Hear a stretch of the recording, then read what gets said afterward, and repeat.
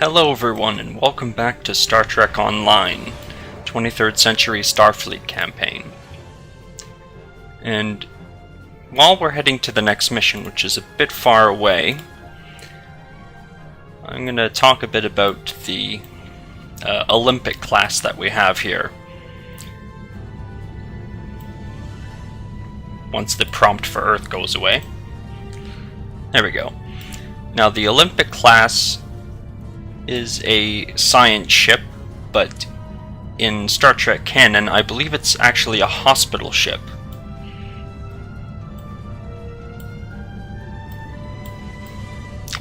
I think it mainly saw the most use in the Deep Space Nine show. I think it was in The Next Generation as well, a couple of times. Most of these ships are. Yeah, it's just a little hospital ship and science ship, and it's kind of unique in Federation ships that it has a spherical main hull instead of a saucer section. And it's got very little engineering space to speak of, but it's got a massive science bay. Now I'm going to go into ship equipment for a second, because what makes science vessels unique is their secondary deflector. And it just gives you a bit of bonus stats when you have a decent one. But if I use certain science debuffs, this will do a bit of radiation damage every second for 10 seconds to the enemy. So it's a little bit of extra damage for them. They also have secondary deflector dishes that can either heal you or do a larger chunk of radiation damage one time, and they all affect different powers. Yeah, here we go. There's a couple of them. Now, science vessels tend to have a bad reputation for not doing much damage, but they don't count to the science capabilities of them. Because I got an ability called Scramble Sensors 2, and that does an area of effect confuse for a certain amount of seconds depending on your starship control skill. Now mine isn't all that high, just due to my rank, and due to the ability rank. And being a science ship, I should basically try to focus on one type of weapon, probably projectile weapons, like photon torpedoes and other kinds. But I'm going to stick with phasers just because I had to bump my engine power so far down. Yeah, I'm not going to be very maneuverable at all. But yeah, the AoE Confuse will basically cause whatever hits it, well, whatever enemy ships it hits, to basically fire at each other instead of me. Now that doesn't do too much damage because NPC ships aren't as strong as player ships, for the most part. But at least it stops them shooting from me, because I'm just a fragile little science vessel. I don't have many hull points, but I have quite a few shield points, so let's start the mission.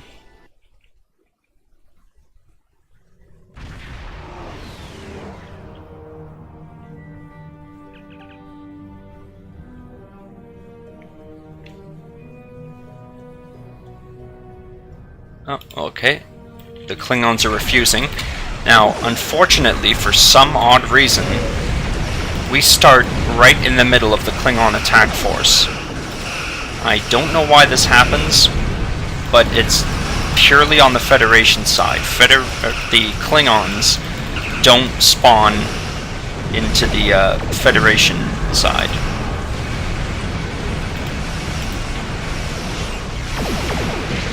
So yeah, that giant burst was the area of effect. Now I'm probably gonna die here, but that's alright. Because there's not much I can do about that.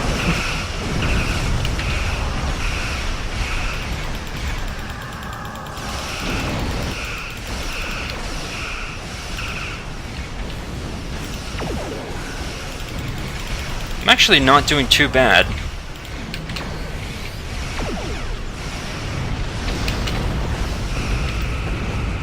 Wow. That is probably the first time I have survived spawning on the Klingon side in a science ship. Now, we're facing a couple of new alien factions here. I guess since they're introduced here, I'll go into a little bit of detail about them. The Jem'Hadar, which I'm fighting now, are introduced in Deep Space Nine. And this is just a brief encounter with them.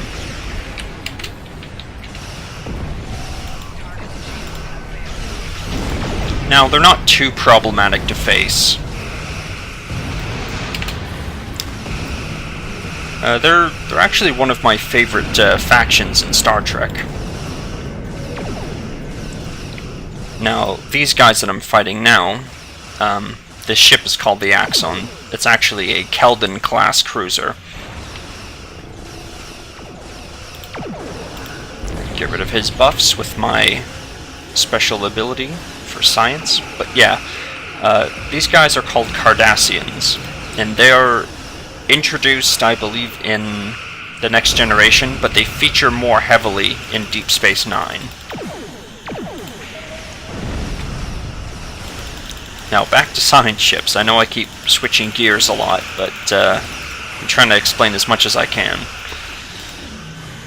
That ability that I just used is sensor analysis, and that produces a debuff on the enemy. I can also use it on myself to give myself a bit of a boost when it comes to healing.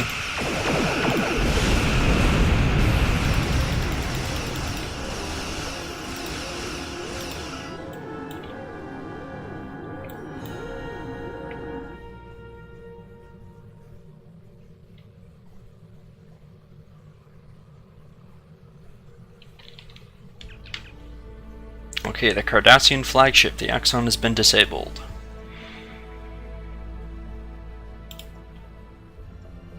Away team standing by, let's beam over.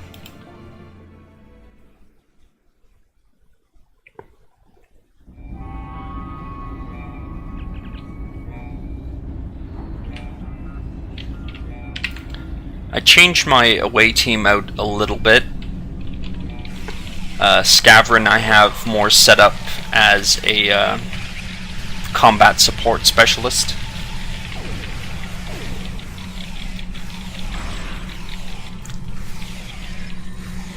Basically, he can make these little turrets that are basically just a bit of extra bonus damage, and it gives another target for the enemy to shoot at. He can also deploy mines, which do, I believe, kinetic damage.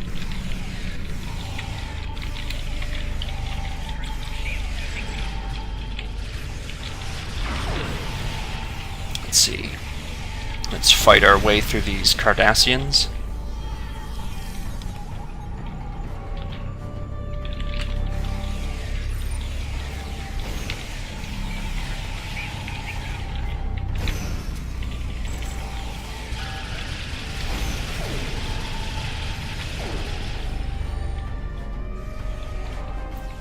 Temet, I still have her set up pretty much the same, except she has a tricorder scan, which will basically increase the damage that we do to the enemy by decreasing their damage resistance. Tarsi, I have her set up as a tank, so she'll attract attention, reduce damage that the enemies do to her, and increase the damage that she does, so that way she can attract even more attention. Solar, I don't know exactly what I'm going to do with him. I think I have him set up as kind of like an assault specialist. So he has a basic photon grenade. He has a weapon upgrade that lets him basically reduce the enemy's run speed, and I think reduces their damage a little bit, and he also has a ability that causes him to take less damage.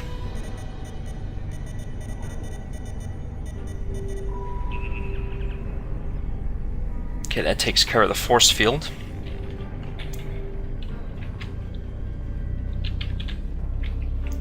Now, the particular Cardassians that we're facing are known as members of the True Way. They're trying to restore their planet's government to basically how it was, because they lost a major war, and the stipulations for their peace talks didn't go very well. They basically cannot upgrade their technology. They can have a very basic standing military, but only to protect their planet. And that is absolutely not what the Cardassians are used to. They are a very militaristic society.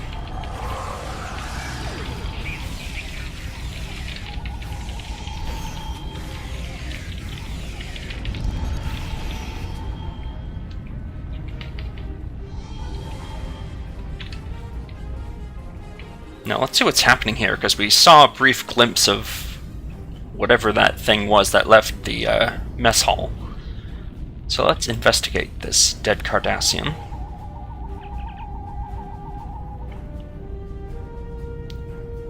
No wounds. Wonder what those creatures were.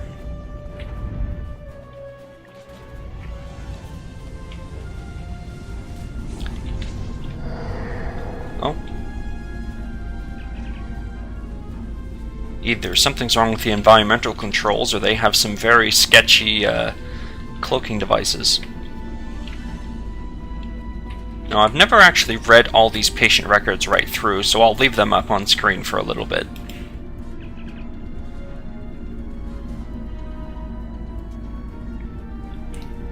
A proto-plaser.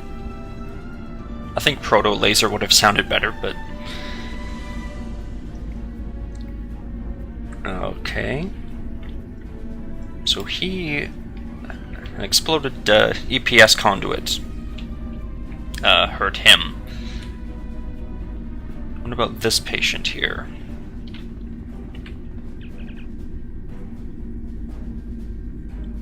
Oh, okay, he just had a bit too much fun on the holodeck.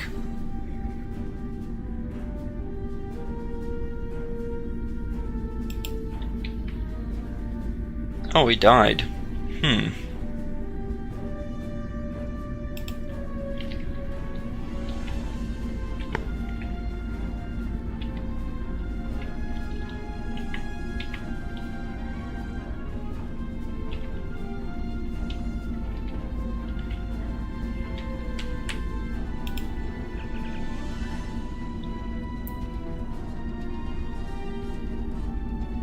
Okay. Extreme nausea and fatigue.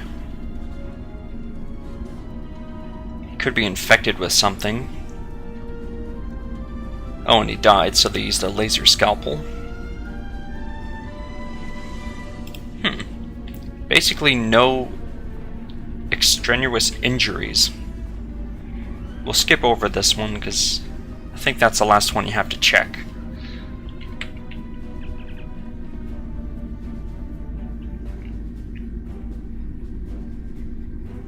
Okay, they stitched him back up, but again with headaches and nausea and elevated body temperature.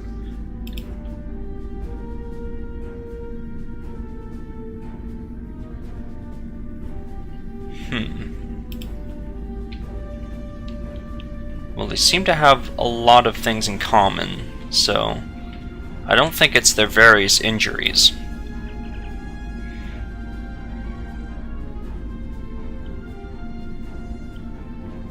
And this guy's just trying to get off work, obviously.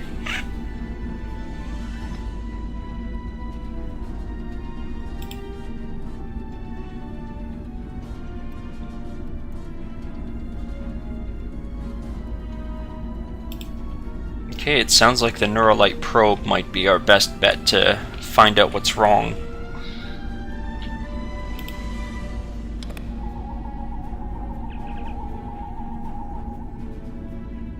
Okay, let's use the medkit. And we have all these options that we found about in the patient reports. The correct one to use is the Neuralite probe.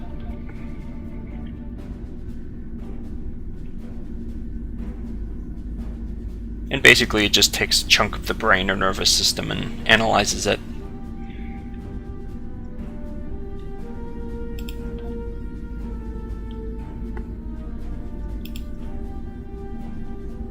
And let's investigate again, using the autopsy probe thing. The Neuralite probe, that's it. Radical decrease in neural energy. He was being drained from an outside source.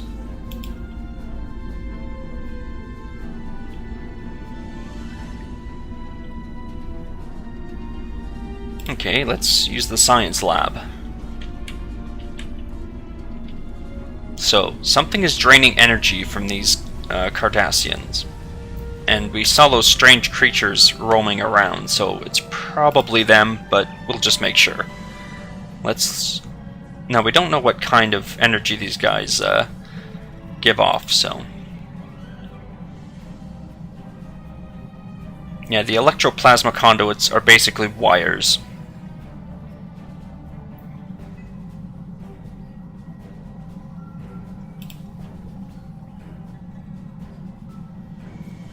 Yeah, the Cardassians use poorly shielded EPS relays, and that's because of their absolutely ancient ships that they have stuck using because of the treaty. Okay, let's conduct another energy scan for nuclear fission reaction.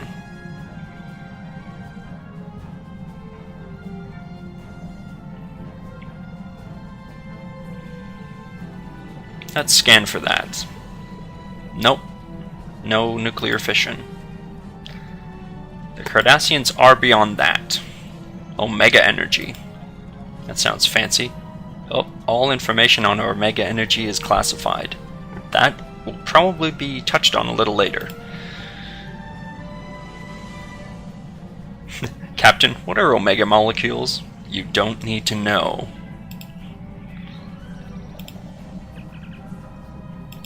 Polaric ions.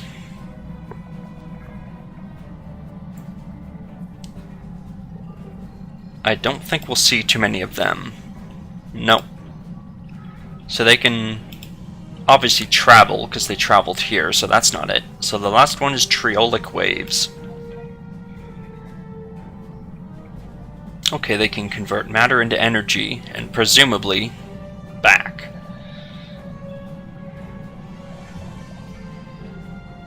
Oh, it can cause deterioration of living tissue.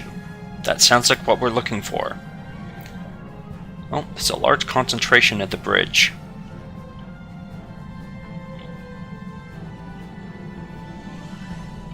Okay, so it's not the Cardassians that are using it, which is kind of obvious.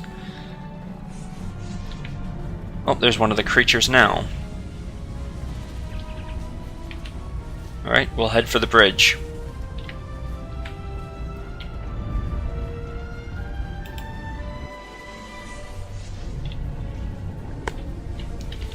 Okay, now we're in for a bit of a fight. Now, these little ghost enemies here... I'm actually not going to spoil it now. I think they're talked about later. We don't know what they are. All we know is they're visitors, umbrals, and probably another one. So we don't know what these creatures are. They're obviously hostile.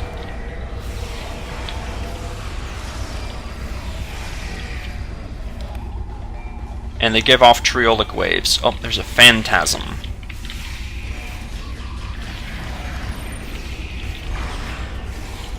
Now, I'm generating the most threat right now, because I'm doing the most damage.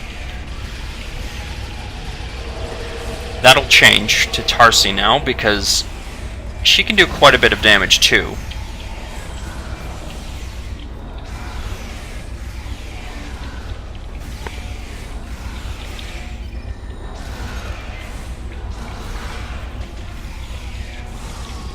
There we go. That's usually a pretty hard fight. At least when you're first playing.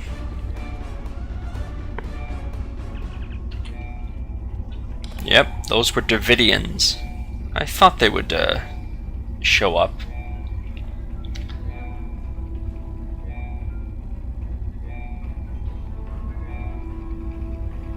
Now they can reappear and disappear without using any technology, which is a bit odd for them. So I wonder what they were doing that they can exist here.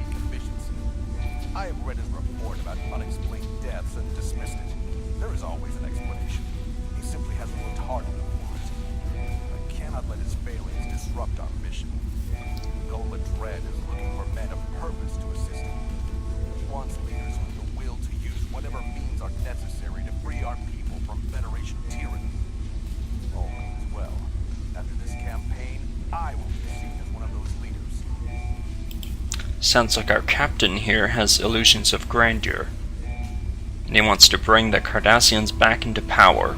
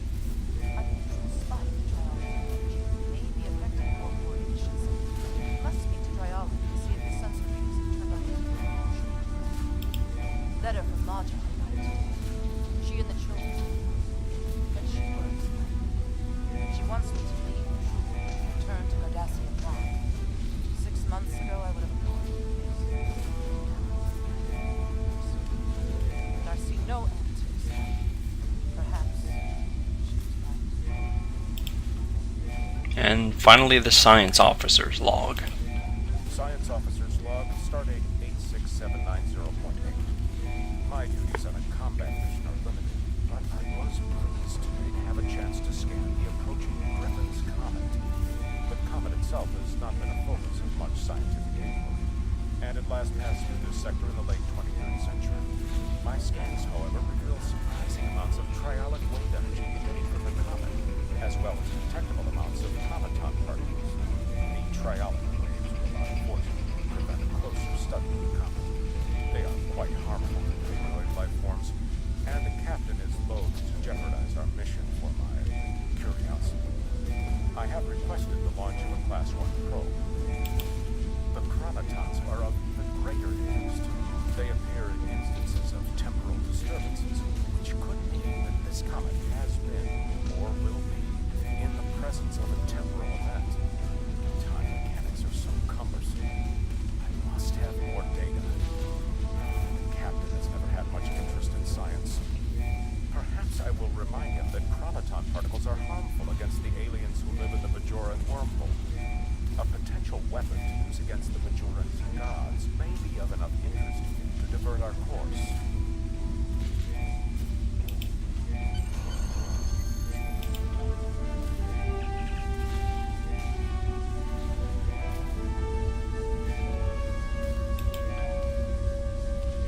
Okay, so let's beam up.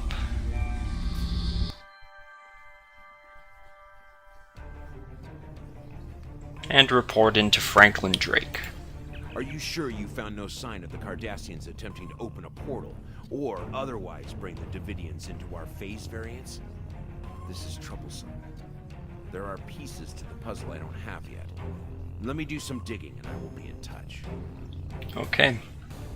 And we get to only choose one of these rewards. I'm going to choose the subspace field modulator. This is for our ship.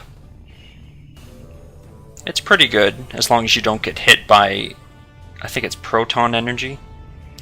Yeah. proton energy is not very common.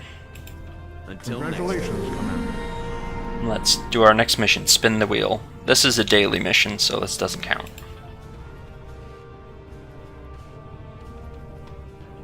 Needs our assistance with a rather delicate situation. An intelligence operative undercover at Drozana Station. Okay, something about the neutral zone.